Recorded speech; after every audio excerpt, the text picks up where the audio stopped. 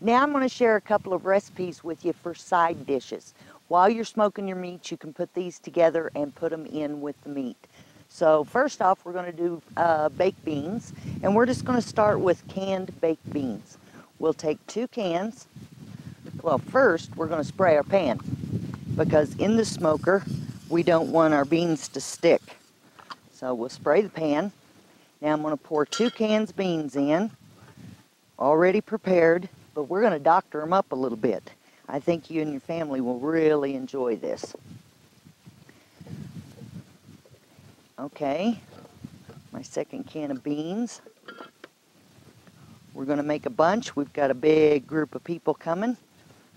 I'm going to add about a medium onion to it. Now we're going to put in, I'm going to put in about a tablespoon of garlic. My group likes garlic. Then I'm going to add some Worcestershire sauce, about a tablespoon. And then we're going to use some High Mountain Seasonings bean seasoning. And what it does is it seasons beans with the pork seasoning. So we'll put about a tablespoon of that in here. Open that up and so we can get a tablespoon. Oh yeah, that's going to be good. And then you'll want to add some more to it after you taste it, or to your liking, whatever you like. And then I have some meat left over here that we had done. It's pork shoulder, and so I've chopped it up. And if you had some leftover burnt ends off of a brisket or ribs or whatever, you could stir those into your beans as well. Now we'll trade off the little spoon for the big one. We'll toss this all together. Now if you don't want to add, or you don't have the meat to add into this, like the ends or a piece of a brisket, because you're making it to go with what you're cooking, you can always use bacon bits, or what I'm going to do here to give it a pretty presentation is you can take, I'm taking pre-cooked bacon, and we're going to lay it on top.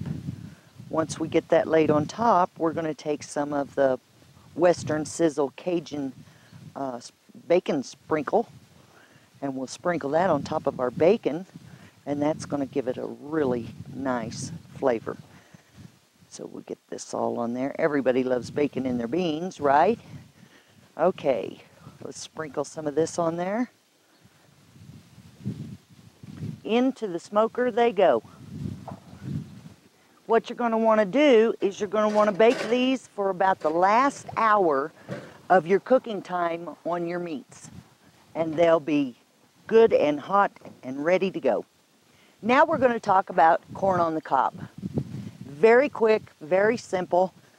Take corn, whole corn, and we're going to shuck it back, but we're going to leave the shucks on it. And I've got one already shucked here. I've got some melted butter. We're going to pour the melted butter on it. Get it covered really good.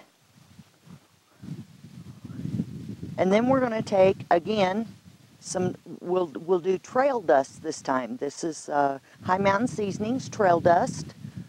And we're going to sprinkle the corn with the trail dust.